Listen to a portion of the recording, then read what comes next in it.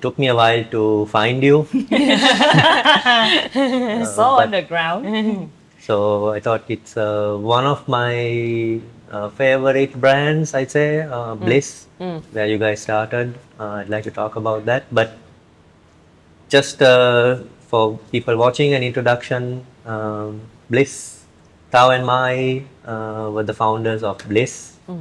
They had an exit, but their starting point was agency life. Yes. Yes. So maybe that's a good point to start and ask what you did before you got into entrepreneurship, and so what was your agency life like? You two work together, correct? Yes, we And both. you met at Publicis. As publicists. So you want to tell us a little bit about how you started? Our agency life started like 15 years ago, more than Yeah, that. 2010. 2010. It was straight after graduation. And I've never, my major is in finance. I've never imagined that I would work in that. Is like a friend of mine introduced the job, and I think it would be fun. I've never know what is the agency, what is communication, but I figure I like it. We worked there in the account team Right. on different projects. We were never the same team. No, we are in the same big team, but we have two different bosses. But you both were in client service, right? In account Yes, management. both on client Yes. service. Yes. And then life happens. We trip apart. I continue to work from the agency side for another 2 or 3 years, and then I switched to client side. So I work in marketing. I continue to work in hospitality and manufacturing, FMCG, dairy products. And then I think about 7 or 8 years ago, when I decided to want to work for something for my own. So I quit working for corporates, and I started something else for my own until we met again about 5 years ago and started Bliss. Okay. So you had already quit to begin something on your own, and yes. what about you? Mai? For me, it's a little bit different. I was born in a family that doing businesses, so I always have. My father has always tell me that I have to do something for myself, and working it's just learning opportunity. So even when we first started the job at the agency, I also have a convenience store as my uni. Okay. Yeah. And then I continued to work from Publicis, I moved to a smaller agency named Phoebeus.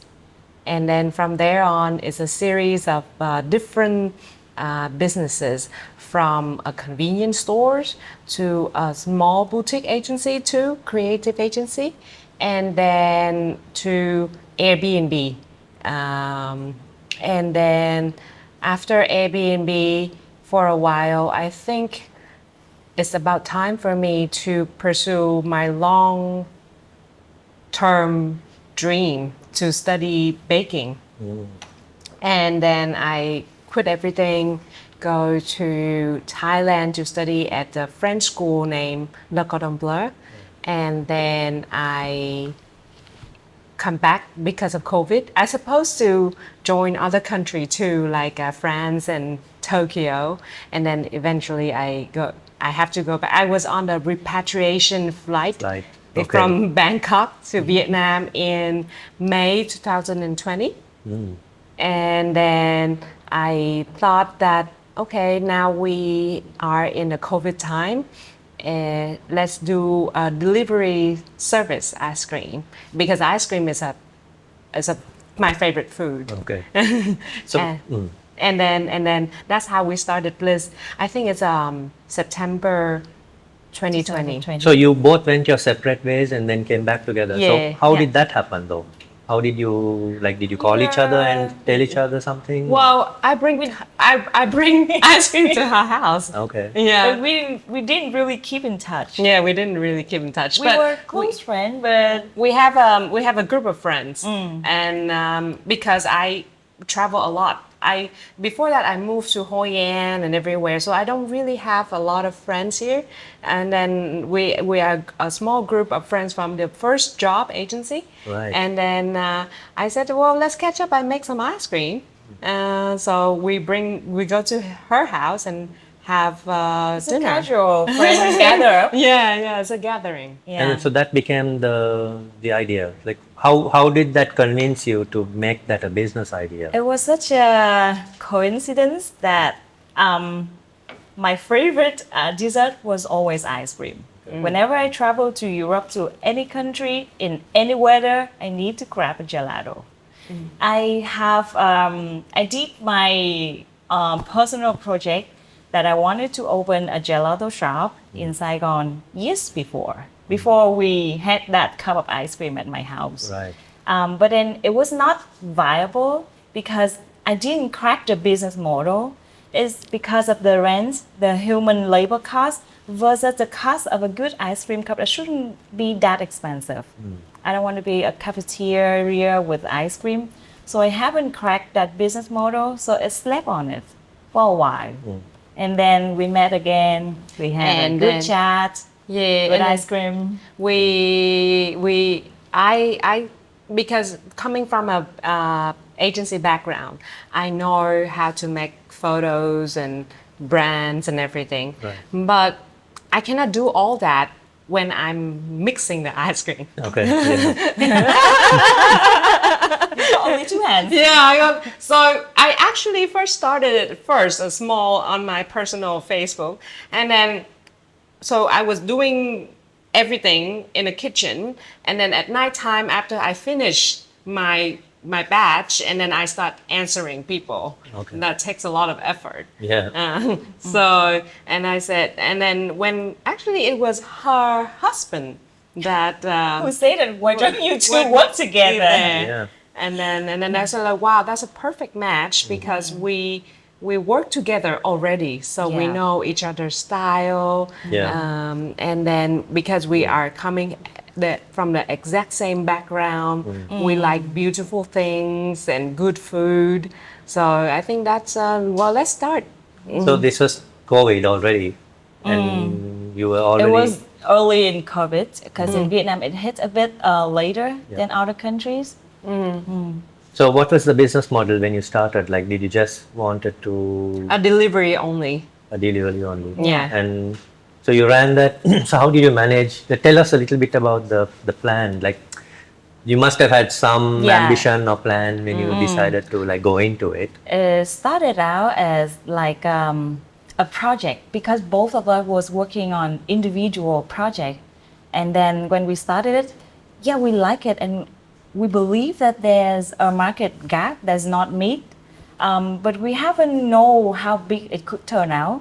So we started out small first. We have a studio apartment. It's Near- my studio It's her apartment. apartment. It used to be an old Airbnb. So I told her to kick out the guest. Yeah, she She told threw me. him out. Yeah. And we renovate. I the supposed to place. sign a 1-year contract with him. Yeah, she was about to sign it, right? Yep. Yep. And then I said, let's take it. So we basically just smashed down the walls that make the rooms of that apartment and turned that into a flat for our manufacturing site. It's located next to Bến Thành Market, a very strategic location in order for distribution. Right. And because it's not like a I think- downstairs house, it's not very expensive. I think we go backward a little bit. Is the idea started is because I like good ice cream, especially let me say is matcha ice cream. Okay. It's my most favorite. And matcha ice cream, in order to have a good matcha ice cream, I have to go to a good Japanese restaurant that serve good matcha ice cream in order to eat that. And I don't have that available to me. And I think it should be available. So I see that. And then that's the concept number one is my favorite one is matcha. And the second one is avocado ice cream. Avocado ice cream because I like the flavor that blended together. But in Dalat, they have it the different way. They have the avocado smoothie, Smoothie. and then they put a cup of ice cream on it. When I first hear about that my imagination would be avocado mixed with cream and make the ice cream together. But it didn't happen that way. So I want that to happen too for me. Right. And at the time, though, the market was dominated like with just the mass market ice cream, right? packaged food, like you Either- either have like a popsicle from Vietnamese brand, like So there are three ways. There are three options available. One is the cheap one available everywhere. We call it the kilo ice cream. Okay, yeah. Kem ký. Yeah. So and then the other one is the branded, like a normal branded, especially Celano, Merino. Unilever, or yeah, one of yeah, those. something like that. Right. And then the third one will be a gelateria. Right. Yeah, they're available too, but you have to go there. Like And- that would be in a mall or like one of those stores. Yeah, and then you Right. have a scoop, and then you don't have that available at home. Okay, right. So but there was back no then there's only one or two Yeah, so there was no retail option for like take home or good multi-serve. quality one, Good especially the only available is Haagen-Dazs. Right. And Haagen-Dazs is not really my taste. Right. I like it to be less sweet and more natural flavor. So how was the process for, because you converted your apartment into almost like a commercial kitchen. So what was your thought process for, so why not outsource? Why did you decide to do everything yourselves? Like you wanted, like why, what was the motivation We for never that? thought about doing outsource because we believe that it has to coming from us. When you imagine something, you have to start cracking on it, and then you try it, and then you get convinced that this will work or not. Well, And the main reason would be I go study bakery because I want to do it. Okay, I get it. Right. So, okay, so you had no expertise. Yeah, to- because I like to work with my hands. Right. So between you guys, what were your roles then? So obviously you managed the kitchen then, Yeah. and then I manage the the front front end. end. the front end. So Bliss came about. How did that come about? Brand name, like what was? It's a very long story, but I needed a brand name for my ice cream, and I wanted it to be, the requirement would be it has to be one word, it has to be short, and then everyone can say it. I cannot go to say flurry something. It's very hard to pronounce. Or like the other brand, Like even Hagen does. yeah, it's very hard. And then, so I needed a one words and something fun. And then, funny enough, I asked a friend, and then he said, near his house in Lebanon, there's a Bliss and there is a Bliss ice cream shop. Okay. And Okay. that's how, and I thought that it perfectly matched with the name, where bliss is an indulgent, and when you Right. eat it, you feel like blissful. Right. So, Yeah. but what was your, did you have any concern at all because you were going through a moment of a history of health consciousness, COVID, everyone wanted to be healthy, and here you are launching something completely indulgent, Yeah. which almost like went against that kind of cultural moment. The Did you have way- confidence in? I think it's go with that moment. Yes. Because we are mixing real ingredients and real fruit in. I want the fruit to be about 30% to up to 50% of Right. the ice cream, rather than, that's why I said Haagen-Dazs is not really my taste, because the amount of fruit in there is about 10 to 20%. So, like, which was my next question about your, I would say, your product concept on how you decided, and not just decided, but how you also managed to maintain what you meant, right? Like, you want to tell me about, like you said, 30% fruit. Did you try to be low sugar or low fat or low, like, did you work those in, or right, you just went on indulgence and taste? Well, the product is also a reflection of our personality. Okay. So our personality is, we don't eat sugar that much, and then we don't eat fake flavor that much. We want something simple and plain, but it speak what it say to me. Like when you say this is a avocado ice cream, it's avocado and You cream. have to taste avocado. Yeah, you have to in it. taste avocado in it. Yeah. Yeah. So we didn't, to be honest with you, at the beginning, at the conception of it, we didn't think that far. But it's more like a reflection of our personal, Preferences. brand. And it has always been the guidance of our development further on the road. It's like, you know that in ice cream, the three most selling flavor are vanilla, chocolate, and strawberry. We didn't have none of those flavor when we started it. We started with Avocado, matcha, and coffee. Yeah, and matcha is like almost like several months later, then we had it, and I was so happy to have a matcha ice cream. Okay. But we launched a new product based on the source that's available, that's good enough for us. Right. So we don't have to launch a product because the market is needing it or because everyone else is doing it. Right. So basically, what it does is come with the seasons. At the time when we started, it was September, but I started the product development maybe in July, and it's a season of avocado. Avocado season. Yeah. Yeah. Yeah, and then matcha is came a bit later because we wanted to find a source from Vietnam. We believe that, well, I and her also believe that Vietnamese fruits are abundant and is so good. Yeah. And nobody makes it into the food that we enjoy. We always eat it in a raw form, Yeah. like the fruit itself. The commodity, no value addition. Yeah, and then we eat like blueberry ice cream.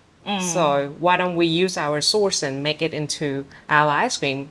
Obviously, it's for first cost-wise because it's cheaper. Yeah. And then the other thing is the quality is so high because we could control it. We could know exactly I can choose from avocado from the region that I like. Right. So did that go into the storytelling of your Yes. of the way you Yes, marketed it? yes. It's So always about the location, the source of the ingredient. For example, when we say avocado, we say it's Đắk Lắk avocado. Right.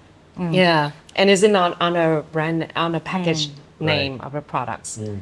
So that was like a journey of 3 years, was it? How long did you? 4 years. 4 4 years, years. yeah. And you were full time into that Yes. to scale it and you launched, I assume, in Ho Chi Minh City, right? In Ho Yes. Chi Minh City. Did you expand beyond the city? Did you? We did, I think after 1 year, After 1 year, yeah. we moved to Hanoi. It's not like we moved to, but we have a distribution center in Hanoi. So we ship cold transportation from our kitchen in Saigon to Hanoi and distribute it. Right. Same model. So what was your marketing like? So it was home delivery, correct? Yes. Which meant I assume you had to get it into the homes before it melts. Yes. So you So, had a because in Vietnam, COVID has taught us to use delivery service Right. and accelerate the whole behavior much faster than it would normally. And people accept to that. And they agree and they understand that you can have good food, good service delivered straight to your home. What we need to cater to them is when you want a cup of ice cream is a burning desire. You need it now. you need now. You don't want to wait the next day. You don't want to wait 2 days. You lose the craving, I guess. Yeah. So we have to really cater our operation so that once the order get in, it goes straight to them within 2 hours. So how did you manage that though? You used We have our own team of customer service, and then we also have our own team of Logistic. delivery. So We you have a had- fleet of delivery men on Right. motorbike. Okay. And we also combine with third-party app. Yeah. But you can't just rely on them because back then, it fluctuates with the policies from the government. Sometimes it's banned, sometimes they can cross district. Districts, yeah. So we have our own men to work on it. And so, but did you have your own e-commerce websites or did you use social media? What was? Social media, because the need for ice cream is a bit different from other commodity. For a t-shirt, you look at the photo and you are fine with it, and then you place an order.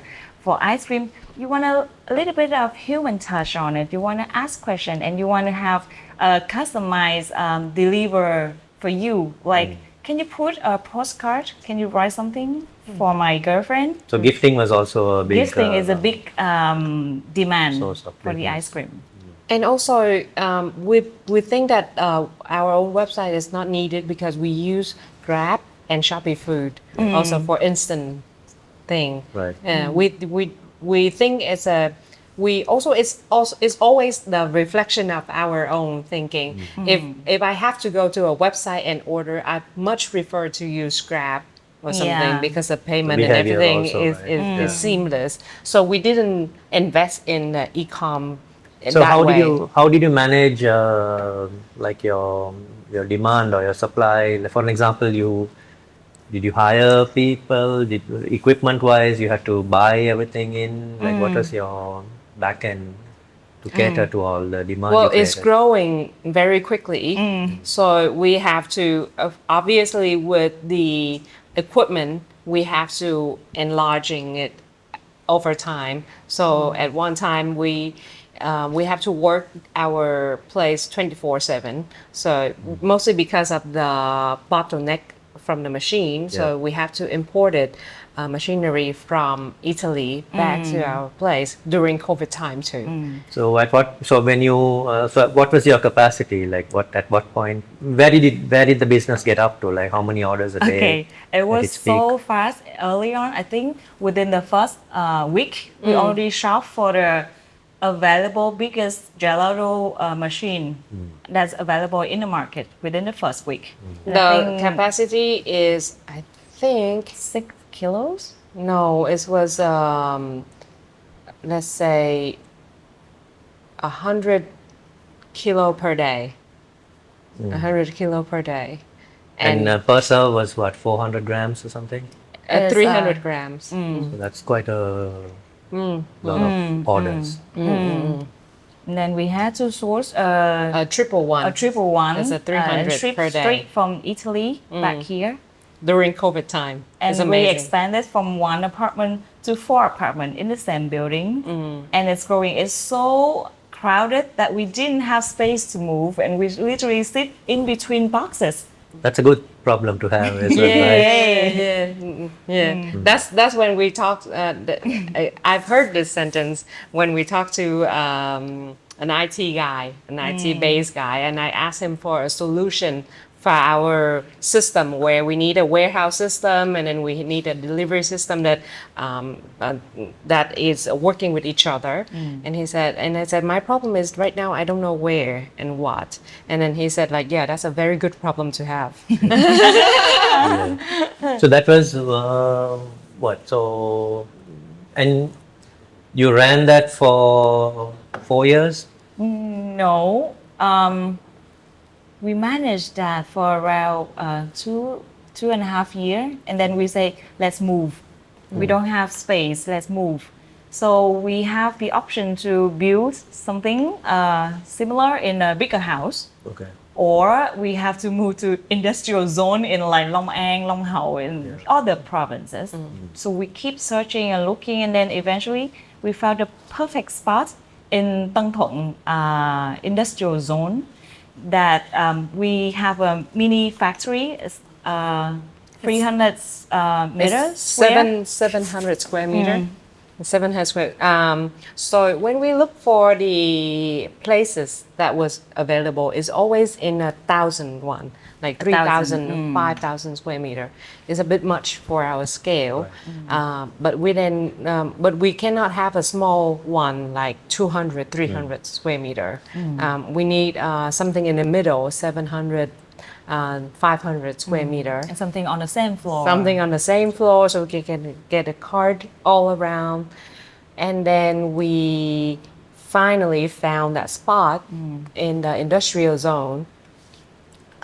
What we were doing is something that hasn't never been doing before, like having a factory in the level 3 of the no level 8 Level 8 level of a 8 building. of a building.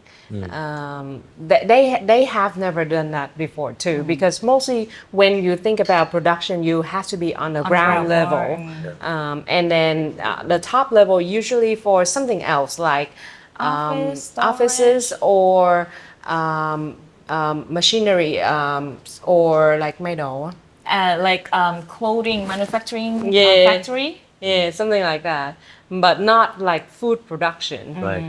So until this moment, it was all you guys. Yeah. So like how much did you start with? Like how much money did you put in on day one to decide to get this off of the ground? It's like raising a child. First day she need a bottle of milk. Next day she needs another new pair of shoes, and you keep investing So in this is all your personal money and your own monies from the beginning. from the Yes. beginning, and you ran that for 4 years. No, we Let's say- ran that for 2 years and a half on our own money. Okay. And then when we want to expand it, then we ask a couple of friends. Friends and family. Yeah, as in like angel investor. Okay. To join us Right. To build that factory. to build that factory. And then from that point on, you were almost like industrial, Yes, almost, yes. not Yeah. just out of home anymore. It is. It is. And so, what was the change in approach from being at home to now being managing like a industrial kitchen almost? It's the same actually, because when we were in 4 apartments next to each other, it's also a mini factory already. It is. It's exactly the same. The approach, from the front end is different. Like when we sell to in a smaller model, is only B2C. Now we have to add in B2B too. So, what was that shift like? So, when you said B2B, where did you go? Like hotels? Did you go to? Yeah, we have approaches from retail chain. Like I think the first one that approaches us was like farmer market, no? Namang market. Anamang Market. So they are actually our customer already. So they saw our products and they see lots of work that we do, and they say that you want to distribute your ice cream in our chain, and then that's the start of the retail channel. So, contribute how did to- that influence your your value chain and like, because I'm assuming they wanted margins and stuff like this, right? So, Yeah. So the cut of retail distribution network is much more than if we have do it ourselves. But because we have limited in our resources, so that would be just two different model. In order to sustain for the retail, you reduce on the cost of logistic and advertising that you do from your own. But for us back then, we tried to juggle between both category, both channel. So, what was your split at that point? Like 4 years At that in, point, like I think it's B2C, 7:30. B2B. It's 73? 70%, 30%. So B2C still was your main. Yeah, it's a main. It's the main. It's the main. And tell me a little how you kept your customer base. Like, what was your repeat? Did you innovate more flavors? What was your growth at that time? Just purely more customers, or did you see high repeat rates? It was so it performed so good in terms of customer loyalty. I think about 70% repeated Repeat. customer, and I think the frequency is they will come back somewhere between once a week to once a month. We kept them entertained of the new product launch. We launch I think every 3 months a new collection. Okay. And each collection would have like 2 or 3 different flavor, combination of different stuff. So, just about your revenue management and your did you manage to, I mean, did you have data enough to understand your acquisition cost, your lifetime cost of a customer? Did you? Well, back then we are a bit more naive than that, and it grows really fast from a project that we don't know for sure until something that has like 3 billion Vietnam dong per month Right.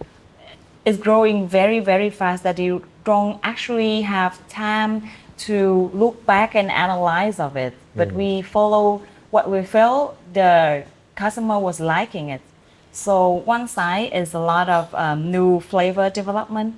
Another side is we entertain them with a lot of gift with purchase, something that was quite new for delivery, food delivery at home like that. We have a range of our gift with purchase like a mug, a tumbler, and sometimes during COVID, we gave them a bag of veggies. Right. Well, for the acquisition cost, we do have it. It's but we only have it on Facebook based on a Facebook ad. So we were, I think it's like for every dollar we spend, we earn back around $5, right? You mean from the ad? Yeah. The ROI. Yeah. So that's the only exact data that we have. I think the global FMCG average is like for every dollar is like 2.5, I believe. Yeah. Or 2. So above average maybe. So it's keep consistently of $1, then we have 5. Yeah. And the value for each order is higher. Normally you would spend like couple of thousand, like around a couple of 10,000 for a scoop of ice cream. But our order vary from at least 500K Yeah. to 1 million per order. Well, we one of the things that we did was creating the market space, a new concept to customer. That Oh, because when we sell the ice cream, we wanted it to be a big order in order to reduce logistic cost. So we sell the way we pricing would be if you buy an individual pint, it will be let's say 250,000, and then but if you buy 3, Sure. that'll be 500 Yeah. for 3 pints. Yep. So our minimum order is always 3 pints. Yeah. And sometimes they because they want the 4th flavor and the 5th flavor, they end up buying 6 pints. Yeah. And so our average order is always 500 to a million. And then what we did at that time is changing the mindset of people for ice cream. They are willing to pay for more. The reason why it wasn't developed in Vietnam before in general is because the pricing in the customer mind doesn't accept that much money for ice cream. But in order to make good ice cream, you have to spend a lot more money, especially with milk and cream is Yeah. expensive in here. So what we did is we enlarging that market from willing to pay 100,000 now to willing to pay 500,000. And so I would say you said the business went up to, you said 3 billion a month, right? So Yep. Yeah. that's what, about That's- 120, 30,000 USD a Okay. month. That's quite substantial for And for quite a fast business, too. and quite fast. So, and you to get to the exit, you exited what in 4 years? Was it In 4? 4 years. And that's quite short, though, right? It's I quite think short. if It you is. Take the market right now. So, how did that come about?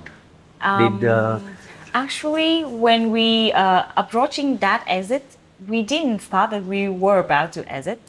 When we want to expand to a larger plant, we wanted to expand our distribution network. Yep. So you wanted to go more retail or more Yes. D2C? More retail. More retail. But when we started, we have a location base in Saigon and a location base in Hanoi. What about Nha Trang? What about Phan Thiết area? What Right. about Da Nang?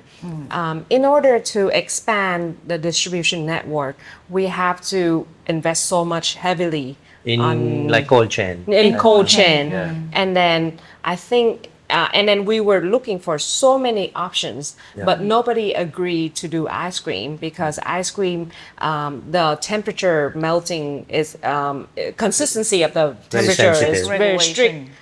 compared to like say Meat. seafood. Sausages. Yeah, whatever. and stuff. They allow a little bit leeway in there.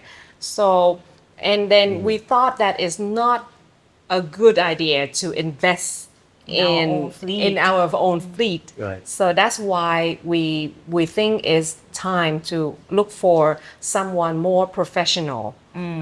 Someone has their own cold chain fleet in Right. to work with us. So we're looking at options like the cold chain company.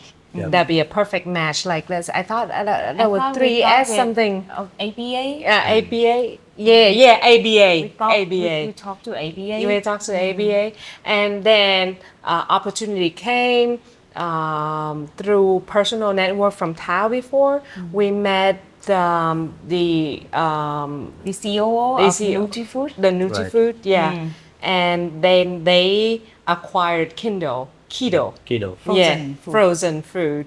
So, and they are the only one that has their own cold chain that designed for ice cream. And so this was, so your original search was never for an exit. You just wanted a partner to grow. Yeah, we wanted a partner. We wanted someone who work with us, who understand what we stand for, and Yeah. help us like an extended hand. Right. So, but how did you then convince yourself to sell? Was it a decision? Well, we thought that in order to work together, then and we think that we have a long future with it. So if they want to join in and they needed to have something in it in order to feel that they have the ownership and they will invest in it. Yeah. So I think it's not much of a convincing, but I think it was a perfect match. I think if you put the Bliss company as your own child, then when your child about 18 years old, it has to grow.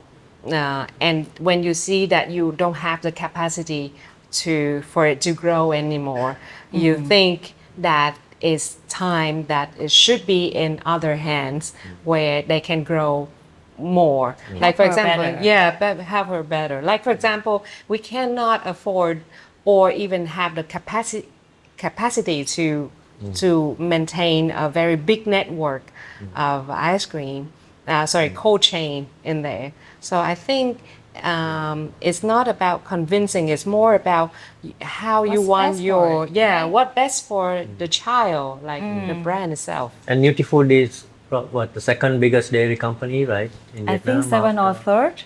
After Vietnamilk, And back then they just acquired Keto Frozen Food, which is the biggest ice cream.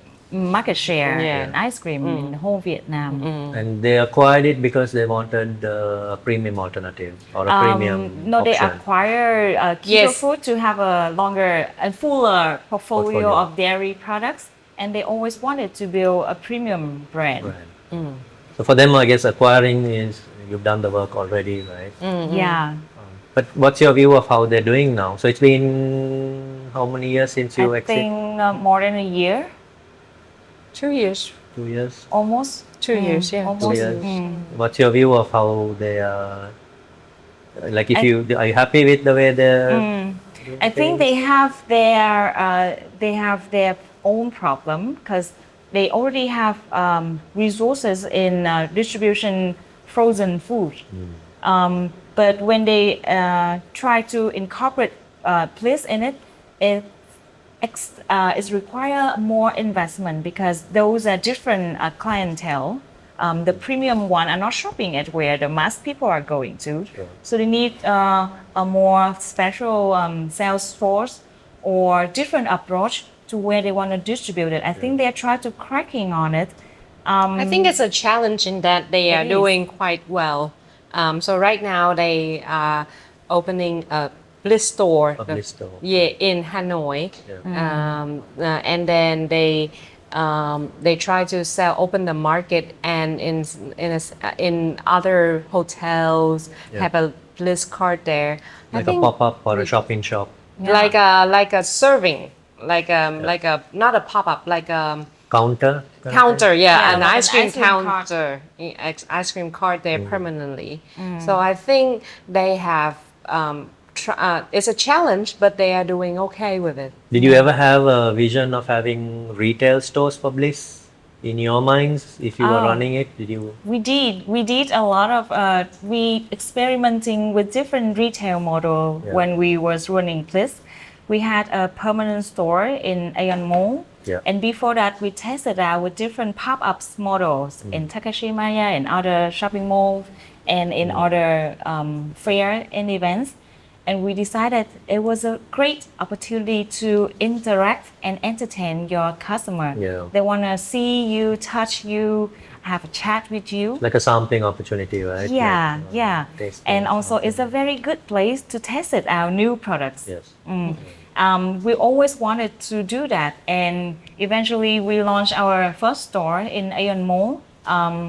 It started out as a very good place, but it's a bit on a master audience. The shoppers there are they are not willing to pay that much. The premium, for sure. So eventually we have nailed down that we will only success if we go to a bit more premium shopping mall or a place of our own. Yeah. So it has always been part of the retail approach. You need to have one store like that at least. So I think we convey that message to NutriFood and they try to find a place to that. Even the place that they chose to open the store right now in Lotte Mall, we talked with them for more than 2 years before, Okay. but it was too new and we decided to turn down the opportunity. But right now it's a good place. Ice cream is a weird business as well, right? Like Unilever exited the ice cream business. They sold the ice cream business. So because I guess they have issues with the distribution, cold Yeah, chain. logistic cold chain. Logistic, as you know, in Vietnam is the hardest it's problem to very solve. hard, yeah. A headache. If we were, because I live in Thailand when I was there, shipping is not a problem at all. Yeah. Like if you want to deliver the cold chain, individual delivery, you can also do that Yes. within countrywide. So in Thailand, we can just expand our model to D2C. That wouldn't be a problem. Yeah. But in Vietnam, you have to rely on Your the own. retail network in order to bring your products to customer. Yeah. So that was the exit 2 years ago. And so tell me a little bit about your post-exit life. So it just might have felt like you've given your baby to someone and you got some money in hand, you got a payout. Yeah. Did you ever think of, we'll talk about your tea business, but Yeah. in that moment, did you think like, I need a break, or did you think I'm going to take some time out? What was your mindset in that moment?